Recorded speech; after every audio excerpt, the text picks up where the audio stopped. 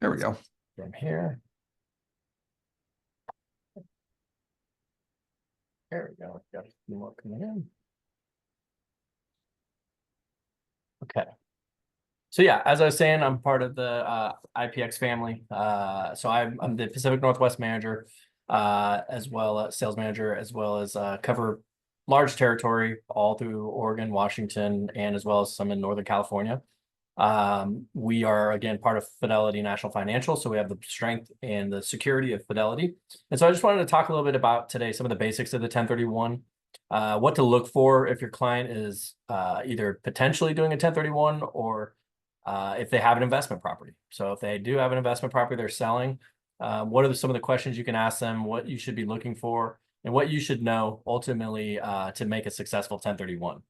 So some of the terminology you'll hear today, we'll go through this one real fast.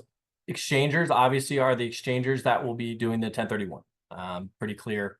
That's who's doing the transaction. Tax, the basis. Basis is really important when it comes to a 1031 because knowing and understanding the basis, which a lot of people don't understand, that'll tell you where your taxable gain could potentially be. Because it really comes down to what your original cost was, plus improvements, minus depreciation taken on the property. That will give you a basis, which would then tell you what the next one says, the taxable gain, which is basically your selling price minus the basis.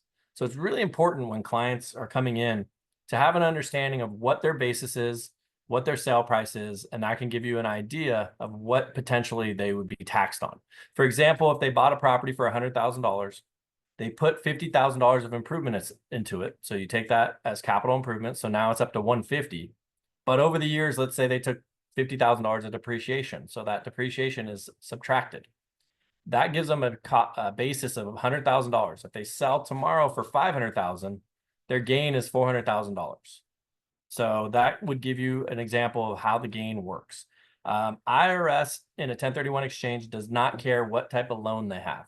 So if they sold for $500,000, but they have a $300,000 loan and only $200,000 in cash comes out, they're still going to get taxed on that $400,000 in gain.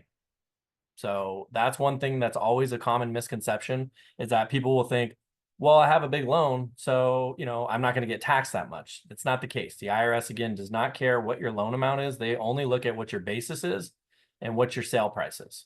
And that will calculate what your gain potentially is for taxes. Boot is a common term we use, which is basically if you receive money out of a 1031 exchange or receive cash, it's called boot, and that's taxable. So we'll go over why or how boot works and why they may receive boot in a 1031. And then constructive receipt is not allowed in a 1031. Basically, constructive receipt is saying any funds that come have to go to an intermediary. They cannot be controlled by the exchanger. What that basically means is if they close escrow and the funds go to them, the transaction can't go back. You cannot now go back and do a 1031 exchange. Once they receive the funds, it's constructive receipt. The transaction is completed. That's why there has to be an intermediary involved, and the funds have to come to us, the middle intermediary. And then lifetime property will go into what that means. Some other terminology, qualified intermediary, that's us. That's where I was saying you got to have a qualified intermediary. The biggest thing is that we're in place before you close escrow. It is vitally important that we are contacted before they close escrow, because if it closes without us, we can't go back and they'll be taxed. We recommend once you go into contract to contact us. This way we can get our documents in place and we're ready to go. Relinquished property is a common term. This is the property they're selling. Basically, they're relinquished. And then replacement is the new property they're going to be buying. So we'll ask about your relinquished property, your replacement property. We get the information of both of those because we work on escrow on both of them. Because we will have to work with your team on the sale, and we also have to work with your team on the purchase. And then we're going to go through these things as well. So some exchange myths, some things you commonly hear. Exchangers have to find someone with property who will swap property with them. That is not the case. You don't have to swap property. You can buy all kinds of different types of property. Exchangers have to complete exchange of one simultaneous transaction. That is also not true. Exchangers are expensive, difficult, and only for large property owners. Now, that is actually really not true because most of our clients are really the mom and pop, smaller investor owners. They aren't expensive. Our fee is $1,000 to set it up. So it's really inexpensive. I always recommend if they're even considering doing an exchange, you may as well set it up for $1,000 for the potential to do an exchange. It's might outweigh a lot of taxes they're going to owe in the end. Exchangers will be audited if they do an exchange. That's not the case. Only if there's red flags and there's potential issues could they be audited. Yes, potentially they could be audited, but again, that's only when there's really red flags and things that they're doing that may not qualify. Exchangers who live on part of their property cannot do an exchange. That's not true either. You can actually have a partial 1031 for your primary residence and investment property. For example, a duplex could qualify for a 1031 because you have half that you live in and the other half is an investment. You would split the sale price in half because that 50% is an investment, and you could do a 1031 with that price. So yeah, Eric, go ahead. I'm just going to ask you about your question and answer process here. It looks like AJ, which might be, is that Jude, might have a question you want to know about. Are you allowed to ask questions as you go? Absolutely. So just want to find out, how do you want to handle that? Just people raise their hand, or yeah, or AJ. I mean, there's a small group, so yeah. if you just want to pop up and ask, that's fine. Just okay. Jump on, turn off your microphone, and feel free to ask. Perfect. Thank you. So the last thing, exchangers do not need to have an intermediary. That's not true. They have to have somebody. You can't have, an attorney or somebody involved in the transaction hold it. There's got to be proper documentation set up. It's got to be, very clear that the intention was to do a 1031. Go ahead. Is it AJ? Yes, AJ or Jude, it doesn't matter. When you talked earlier about the basis and taxable gain, so only what is invested in the property that is not taxable.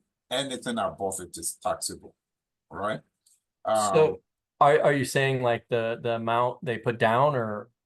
Yeah, the original cost of the property and the capital improvement, whatever you want to call it. So that is not taxable. Correct. But they have to gain over that.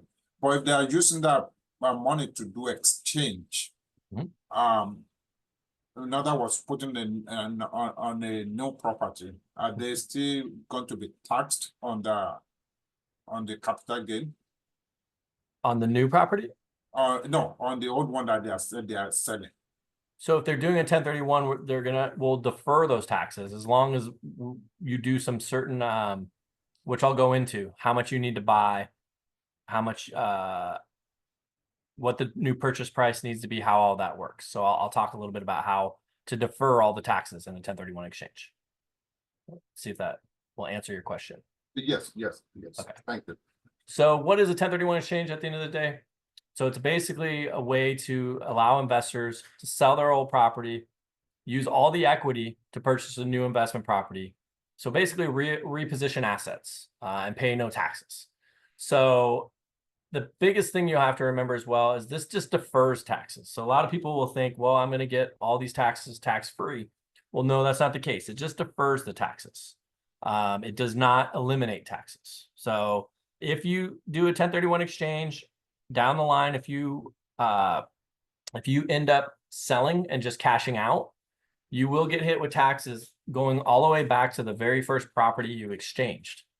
So that's something to be aware of. Your basis for the very first property you bought is where you start, and that will stay with you through all the new property purchases. So if you end up buying 3 or 4 properties and doing exchanges on all those, and eventually you sell, it goes all the way back to the very beginning basis. That 100,000 I kind of gave an example on, you would go all the way back to that basis. So it is something to be aware of. You don't eliminate taxes, you just defer them over the years. So it's kind of one of those things where you're kicking the can down the road for a while.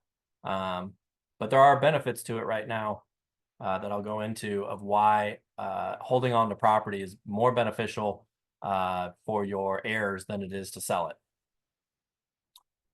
So that's what an exchange is. So how long do people need to own a property before they can do an exchange? So that's a common question we receive. So if a person buys a property and they hold it at least 1 year and a day, it starts qualifying for long-term capital gains. That will then allow it to be a 1031 exchange. Some tax advisors are more conservative and they'd say you should hold it for 2 years. But most common, anywhere from 1 year to 2 is sufficient amount of time to hold an investment property to qualify for a 1031 exchange. We'll ask these questions when you call with your client or when you call with your scenario to find out how long has the property been owned, what has been the use of the property. Because the other big thing, not only does it have to be owned for 1 year, but it has to show rental income. If they only owned it for 1 year, but they never rented it, the question would be, is that an investment property or was it just held for business? Was it held for business use? That would be the question. Now, if again, they come to us and they say, I had it for 1 year and I want to sell it. If they show proof, if the IRS was to audit them, if they show proof that, hey, look, I tried to rent it. I put it on, these different websites. I put it on different periodicals, but I wasn't able to rent it. That at least shows they tried. So that's a big key. You don't want to have a situation where you have no proof you tried to rent it and you owned it, you turn around and sell it, you have no income. That could be a situation where you'll get audited. Airbnb, VRBO, Airbnb, etc. That does qualify. I mean, if you did it for a week during that year, does that qualify? Or it's going to be, if you show that, hey, the whole year I had it listed on Airbnb, but I only got a week's rental, you're proving hey, I had it out there. I had it available. I just couldn't rent it. Those are the things where, those are those gray areas where you want to make sure you have some supporting documentation that shows what your intent was. And if, again, you're showing, hey, I put it out on the listing for Airbnb and VRBO for 1 year, Verbo for 1 year, but I only got 1 week's worth of rental. Now you might have an argument why I'm selling it. I'm selling it because I'm not getting what I wanted out of it, and I'm doing a 1031 exchange. So you would just want to have proof of it.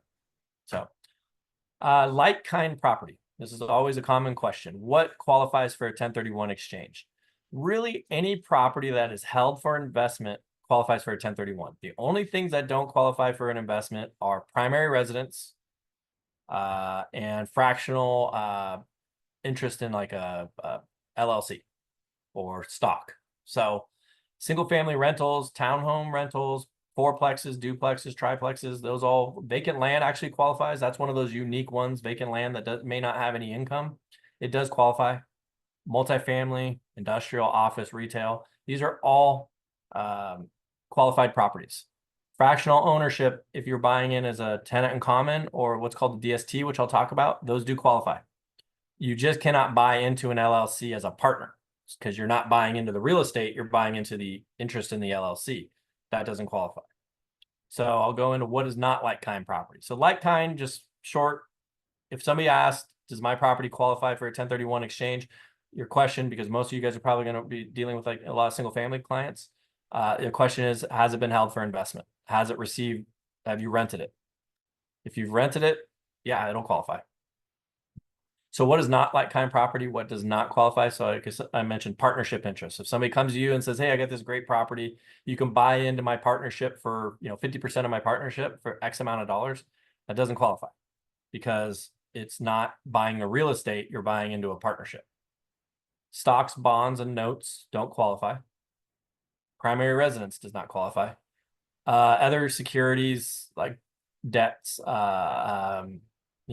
again, notes, those don't qualify. Certificates of trust and stocks in a trade. So those are all things that don't qualify.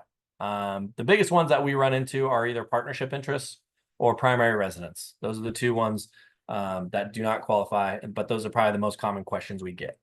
Primary residence, go ahead, AJ.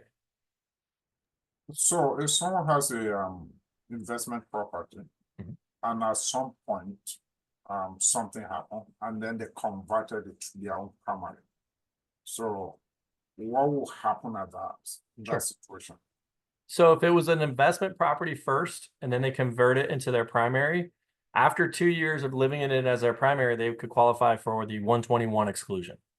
which as a individual, it's 250,000, and as a married couple, it's $500,000 exclusion on your gain. But because it was a rental property first, there is a proration of that amount. They will not give you the full, call it 500,000 as a married couple, because it was an investment property first, and then you moved into it.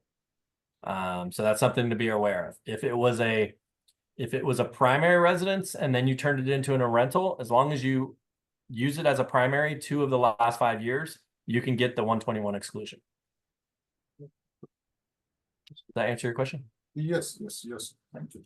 And I can go through what the proration of that basically is. You take the amount of years you own the property divided by the amount of years you lived in it, and that would give you the percentage of how much of the 121 you get. So let's say, for example, you owned it for the first 2 years as a rental, then you moved into it and you lived in it for 8 years. So now you've owned it for a total of 10 years. 8 of those years were used as your primary residence. So you would get 80% of the 121 exclusion. So that's how they do the calculation. That's how they prorate it. That was passed, I think, in 2009 is when they made those changes, where you wouldn't get the whole exclusion on a rental property. That was a property that was a rental first. Thank you. So this is really big. This is the requirements to make it a fully tax deferred exchange. And this is the conversations I have the most with clients. And this is, actually today I had 2 deals that we ended up not doing because it didn't make sense, because people weren't buying the proper amount. So in order to make a fully tax deferred exchange, you need to buy something equal or greater than the property you sold. A really big common misconception is people will say, well, no, I only have to use the equity that comes out. That's not the case. The IRS looks at what your sale price is. It's your sale price minus commissions, escrow title fees, R fees, and any attorney or tax related fees that go towards the 1031. So if you have a tax attorney, or if you have a CPA that's working on your 1031 and they're charging fees, that is also considered an exchange expense. That will lower your sale price. So after all of that, you'll get a net sales price. That's the replacement purchase price you need to look at to make it fully tax deferred. Second thing, you got to reinvest all the proceeds that come out. So all the cash that comes out needs to go back into the new property. Third, if you have debt, you either have to replace the debt or you have to bring in cash to offset the debt. So if you have a $100,000 loan, you either have to get a new loan for $100,000 or bring in $100,000 in cash to offset. Kind of makes sense. If you have to buy equal or greater in value and you sold and the property had a debt, you're either going to have to bring in cash or get a new loan in order to buy equal or greater in value on the new property. You can't receive any money. So that makes it fully tax deferred. Now, again, common misconception, people think, well, then I can't touch any money. I can't do. That's not the case. You can buy down in value. The difference would be subject to taxes. You could take cash out of the transaction. The cash amount you take is subject to taxes. You don't have to get a new loan. For example, you could potentially, if you have a large amount of equity and only a small loan, you could just buy with all the cash. And because you don't want to get a new loan, again, if you don't replace that $100,000 loan, then you get taxed on the $100,000. And then again, receive money. If you decide you want to take cash, it's absolutely okay. It doesn't void the exchange. It just means it would be subject to taxes. So that's a really common question I get. And it's one of the first things we go through with clients. But equal or greater in value is always remembered based on the purchase price. Any cash needs to be reinvested. Now, common situation I'm seeing a lot of is maybe you guys might recommend to your client, hey, go ahead and let's put $50,000 of improvements into this property so we can get the value to go up. Right? If you put $50,000 of improvements, I bet I can get another $100,000 out of the sale price. And then they tell people, and then you can take that $50,000 in cash when you close. It's a big mistake, because guess what? If you tell them they can take that $50,000 in cash, when it comes to a 1031 exchange, that $50,000 in cash is going to get taxed as capital gains. So be careful if you ever do recommend that potentially opens them up to a tax liability. So if they make investment improvements on the property, yes, that does bring up the value that they sell for. But the only thing it benefits you on is remember we talked about capital improvements and your basis. It'll just bring up your basis. It won't give you any it won't give you any benefit to take that cash out. That cash would be taxed. So I've had a lot of unhappy clients when they call me and I have to break that news to them. They're usually not very happy. So try not to do that, or call me and I could talk to you about ways we could structure that. Timing on an exchange. This is very big. When you have a 1031 exchange, you're under a timeline, and this is set in stone. The IRS does not budge on this timing. You have 45 days to identify after close of escrow. So when you close escrow, the funds will come to us and your exchange begins. The first thing to be aware of, you have 45 calendar days. They include weekends and holidays to identify new replacement properties. And you have 180 days to close on those properties. Really crazy numbers. Don't know where the IRS came up with these numbers, but 45 days to identify, 180 days to close. My recommendation, especially in our market today, because things are pretty competitive, you should probably have a pretty good idea of the property you want to buy when you're going into the exchange. So you could be making offers on your replacement property. You could be finding replacement properties. You just don't want to close on the new replacement property before you sell your existing property. So that's the biggest thing. But yeah, you have 45 days to identify, 180 days to purchase. And again, those are set in stone. The IRS does not budge. We have some forms that we give you that you can fill out. We put it in your file so it's properly identified. It's properly, the record keeping is done. So we make sure it's all in our file that says we received this before the 45th day. If it's after the 45th day, there's nothing we can do. So along those lines, you have three options of how you can identify. So the first is you can identify up to 3 properties. So you can choose to buy 3 properties, identify 3 properties. You can choose to buy 1, 2, or all 3 of them. This gives you kind of a backup plan. If you're IDing 3 properties, if the first one falls out, you at least have backups. After the 45th day, you can't change these 3 properties. You're stuck and you have to buy one of those 3 properties. Go ahead, Eric. When you say identify property, do you actually have to have a written purchase and sale agreement on that property, or you just have to be able to say, hey, I want to buy the house at 123 Elm Street, and that's it? Yep, that's it. Okay. You just need to have It'd be on a spreadsheet. Yeah, we have to have the address. We have to make sure it's, it's a unique address. It can't be, I'm looking at Main Street. Okay, well, what property on Main Street? Yeah, 123, perfect. So we will we will give you that form that you can provide back to us by the 45th day. And no, you do not have to be in contract. You just have to state this is one of the properties I intend to buy. Perfect. The second is called the 200% rule. This is a situation where, you might find people that are looking to buy outside of Washington and to some other markets that maybe have lesser value properties. So they want to buy more properties. So they want to buy more than 3 properties. There is a way to do that. It's called the 200% rule. And you can you can ID 200% of the value of the property you sold. So if you sell for $1 million, you can ID up to $2 million worth of properties. Again, this is more common if people are buying multiple properties, but it's not as common. And we will work with the client to see what their situation is to make the best choice of what ID rule they'll use. The last is the 95%. This was more common back when there was a lot of more TIC purchases. These were like fractional interest purchases. This was common. I haven't seen the 95% rule used in my 12 years of doing this. So we often don't talk about it. And then as you can see, there are only 2 instances where exchange period can be extended: military deployment or federal disaster. It's the only time it can be extended. Quickly, I'll just go into same taxpayer. So same taxpayer rule. One more question we'll ask: how do you hold title? Most people don't even know how they hold title these days. They aren't even sure. The biggest thing is however the taxpayer is on the property needs to be the same taxpayer on the purchase. So if you're selling as a trust, you either need to buy as a trust or as husband and wife, or however it's structured. The biggest issues are partnerships. If you have a family that went into a partnership or put it in a multi-member LLC, that can create a problem, because if they want to break up that partnership or they want to break up that LLC, that creates issues, because if they break it up, now it's changed the taxpayer and it doesn't meet the same taxpayer requirement. So again, something we will identify right away, ask how they hold title. Most common is, either in a trust or husband and wife.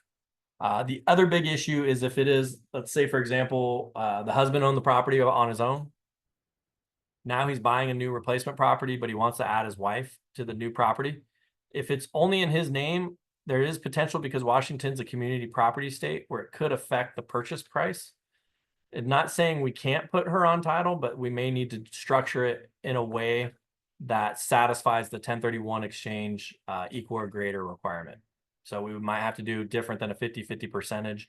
They may have to buy as joint owners or, sorry, tenant and common owners, and he might be a bigger percentage than she is at the initial purchase, but we will work through that. It just becomes a situation potentially if we put him on as 50-50, it could lower his value he's buying because he's only technically buying into 50% of the property, and IRS may not look favorably. So it's unique situation, but it happens. For example, if he sells for 500,000 and they're buying a new property for 600,000, and now when he buys a new property, he wants to add his wife. Well, technically, and again, being a Washington is a community property, he's buying 50-50 with his wife. So now he's only buying in for $300,000. Now he didn't buy equal or greater. He's going to get taxed.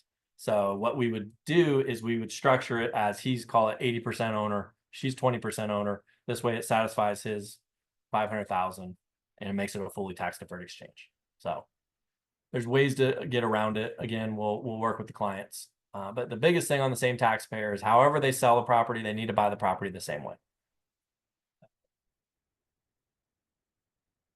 And then I'm going to go into real fast. What am I seeing for 1031s? Why are people doing 1031s? And this is kind of AJ and Kat ways that you guys can target potential investor clients, what you can look for, and reasons why people would want to exchange. So the first reason why is diversification. I see a lot of people who may own, one property, but they want to diversify into either different locations or more properties. So this is one reason why diversify in their property. Or even go into different property types. They want, they might have 2 or 3, single families and they want to go into an apartment complex. So they'll diversify what they're doing. Consolidation. So same thing. They're selling maybe 2 or 3 condos that they own and buying one single family. Selling 2 or 3 condos to buy a duplex. This way they only have one property to manage instead of multiple properties around the area. That's common. Moving markets is really big. People are moving all over. I'm sure that, there's a lot of people moving into the state of Washington. Good question to ask those folks if they're looking to buy their primary residence. Do they have any investment properties?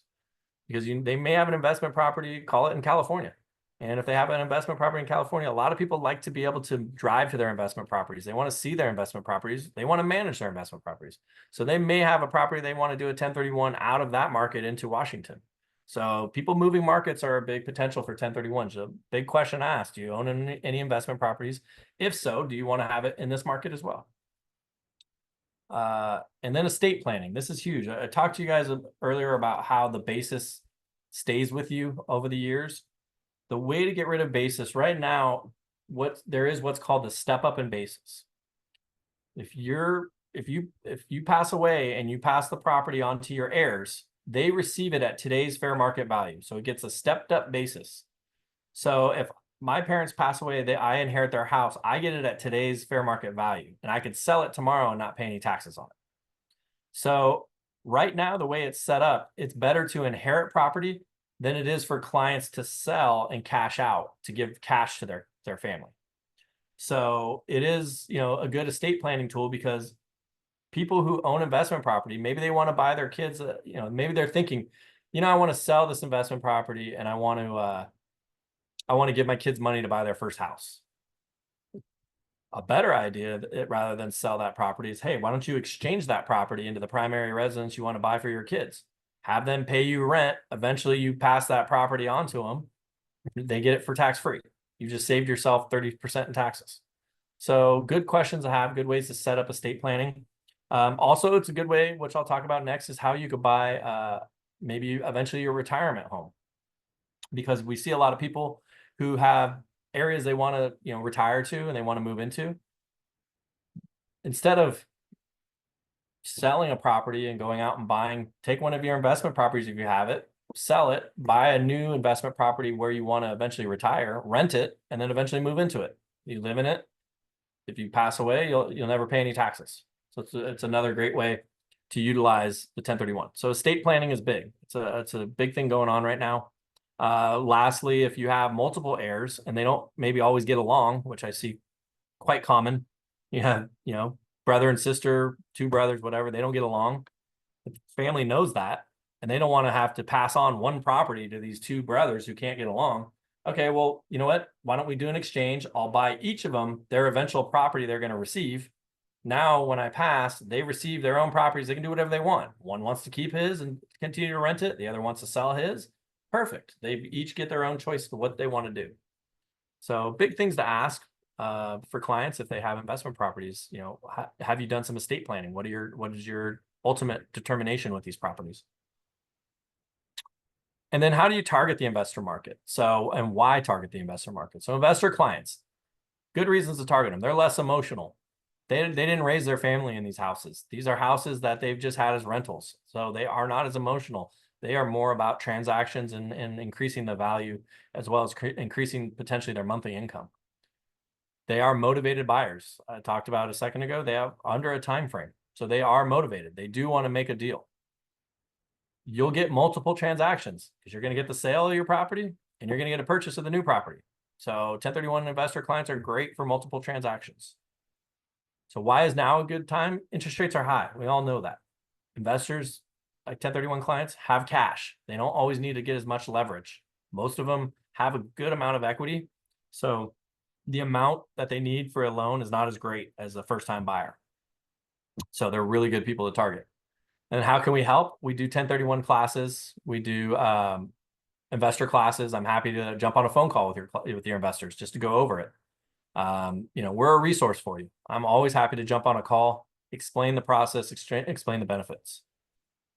And then I talked about your dream home. This is kind of unique. This is something not a lot of people know about.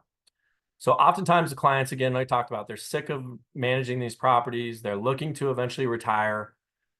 They don't want to pay taxes though. So what they can do is they could buy their dream home and they don't have to rent it full time. They can actually only have to rent it for 14 days per calendar year for 2 years. And they can use it personally for 14 days per calendar year for 2 years. And then they can move into it after the 2 years and they can live in it the rest of their life and they'd never have to pay taxes. So this is a great tool to buy their dream home, because a lot of people will say, well, I don't want to buy an investment property that's this beautiful, let's call it a beautiful beach house, and rent it out to somebody if they're going to destroy it. Well, no, you only have to rent it for 14 days and that'll qualify it per calendar year for 2 years. And you can actually go and use it for 14 days. Now the IRS, you got to be careful. You don't want to overuse it, but 14 days is what you can use it for personal. So that's a pretty good, unique situation. Something to talk to, again, if people are looking to structure a purchase of an eventual retirement home. And then one last thing, again, people get tired of managing properties. They're tired of dealing with what we call the 3 T's: tenants, toilets, and trash. They don't want to deal with it anymore. What's called DSTs are available. These are more of a passive income. And you don't have to manage these properties anymore. So what they are is they're institutional quality real estate that are managed by a third-party sponsor. So it's called a Delaware Statutory Trust. So they're these large operators that will buy these properties throughout the country, and they'll usually get a large loan, and then they'll allow you to buy into this property to pay down the loan. And the way they structure the way you buy in, it qualifies for a 1031. You could look at what they have available to invest into. So they may say, I've got this multifamily property in Denver, and you can invest into it $1 million or $250,000, whatever you might want to put into it. It's low closing risk. They usually always have available properties, so you're gonna be able to satisfy your 45 days and 180 days. They just send you a check. You don't manage these properties. The negative to these is that exact reason. You don't manage the property. You aren't in control of the property anymore. They control the property, when they sell it, what they do with it. So you are a little bit at the mercy of these folks. But again, if you're looking to have a property you don't have to manage anymore, but you still want to receive income, it's a great option. Another thing, if a client is doing a 1031 and they don't want to get a new loan, we have a lot of people right now who are retired and they have investment properties and they may need a lot of work, or they may need, or again, they're tired of the managing them. If they wanted to do a 1031, they may not qualify because they can't get a new loan because they're on a fixed income. So this type of transaction allows you not to get a new loan. You don't have to get a new loan. You can assume into these DST's loan. They don't require you to get a new loan, and you'll still receive income every month. And again, pretty good, unique situation. Good. We're seeing these. They're pretty popular. There are a lot of operators around the area. We have some DST folks in the Washington area that works exclusively on these that I usually connect you with. I give 2 or 3 names so the client can do their own research to see if it makes sense to them, if it fits what they're looking to do. But it is an option for those folks that don't want to manage property anymore. Then it is, again, something that can be beneficial to folks who are looking to do a 1031 and not have the headache of tenants, toilets, and trash. And then last, just us, the QI. Oops, sorry.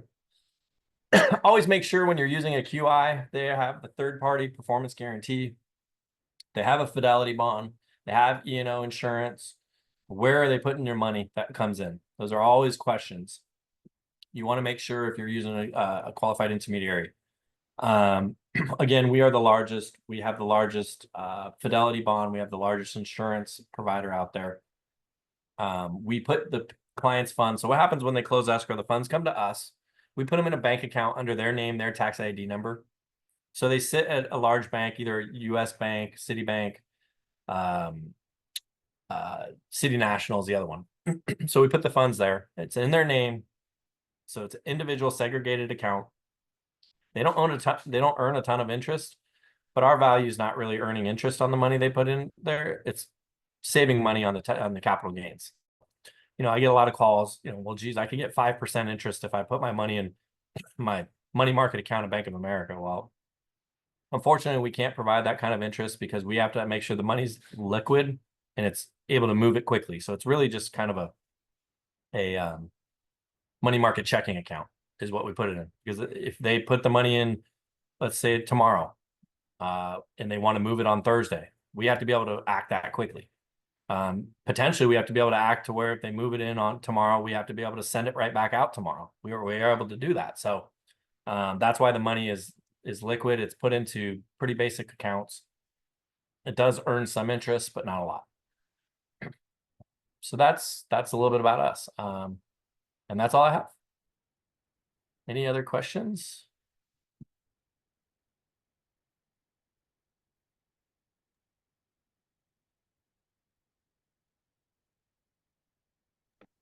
Hi, Paul. Can you clarify a couple of things for me? Absolutely.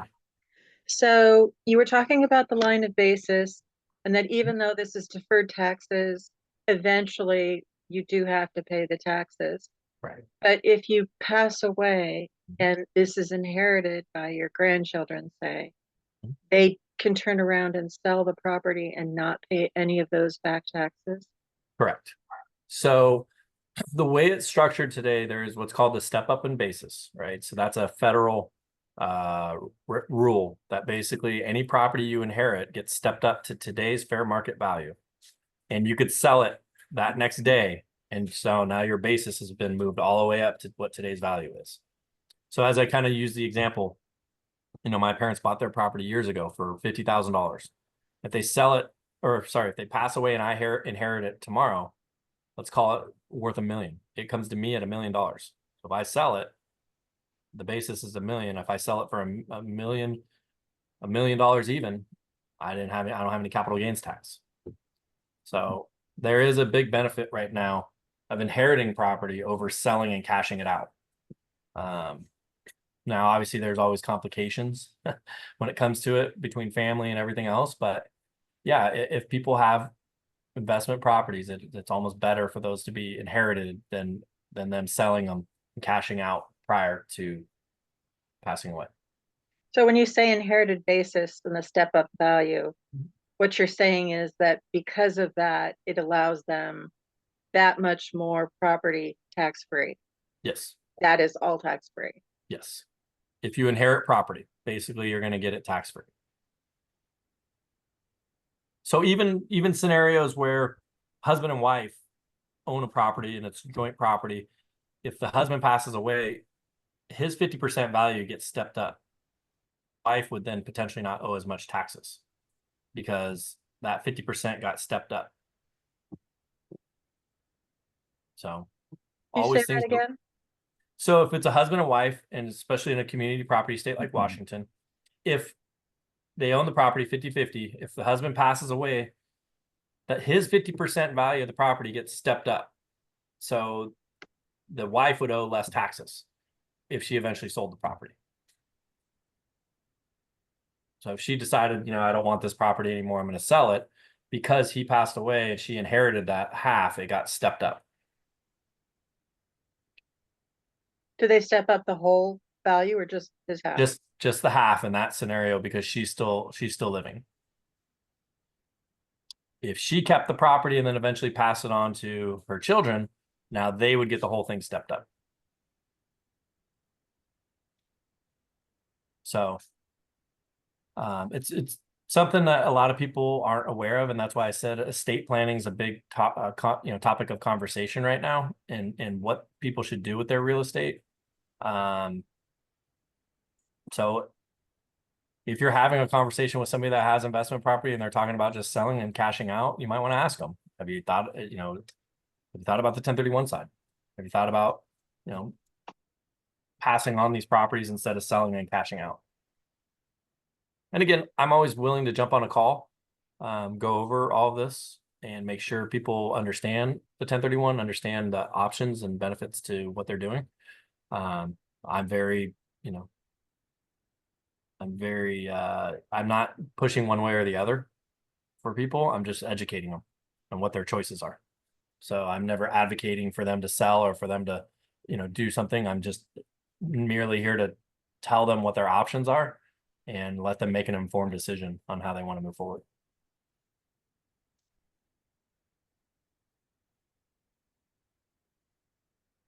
That's great. Well, there any other questions? It's like, nope. Okay, well, good. No, it was a good presentation. It actually covered things nicely, so where there's not many questions. But yeah, that's good. What's the rule on primaries? So they can't have lived there Sure. 2 out of the past 5. Is that still the rule? So there's 2 rules. Like I mentioned, the first one is if they buy it as an investment property and then move into it, right, they can get the 121, but it's prorated. The other is more common, where they have it as a primary first and then they move out and rent it. As long as they have lived in it 2 of the previous 5 years as their primary residence, they still can qualify for the 121. And they can actually also do the 1031 with it. So, for example, this is a really good scenario for people that have owned their primary residence, like I mentioned, my parents, for many, many years. So the $500,000 exclusion doesn't really help them all the way, right? Because sure, they get $500,000 excluded, but their gain is $1 million. So they're still going to get taxed on $500,000. And because in Washington, we're seeing a lot of this, right? We're seeing these people that have owned houses for many years and the value's gone way up. So they're holding on to these properties because, the taxes are really big. Well, if they move out and they rent it for 2 years, so they live in it, they've been living in it all their lives or many years. They move out, they rent it for 2 years, they can sell it. They can still get the $500,000 excluded. They subtract the $500,000 on that off the sales price. And then the remaining amount, they can 1031 exchange. And you get everything tax-free. So it's pretty cool. And that's something I talk about when I go into more advanced topics. So, Eric, down the line, if you want to have happy to do more of an advanced topic for other people, and we could set it up, but I have different topics to talk about that, how to utilize the 1031 and 121, reverse exchanges, what's called build-to-suit exchanges. There's a lot of different topics, and even again, how to target the investor market, what to look for, the DSTs, all that type of stuff. So the dream home, how to look at that, what to look for. But Yeah, absolutely. There's a way to utilize both the 121 and 1031 and make a completely tax-free transaction and walk away with $500,000 in cash. What is a 121? That's your primary residence. So the federal government gives you, I kind of feel like they're backwards. I feel like the 1031 should qualify for your primary, but so your primary gets, if as a single individual, if you've owned it for 2 years, you get $250,000 of a capital gain excluded. As a married couple, you get $500,000 excluded, which means tax-free. There's no deferment on that one. That's just completely excluded.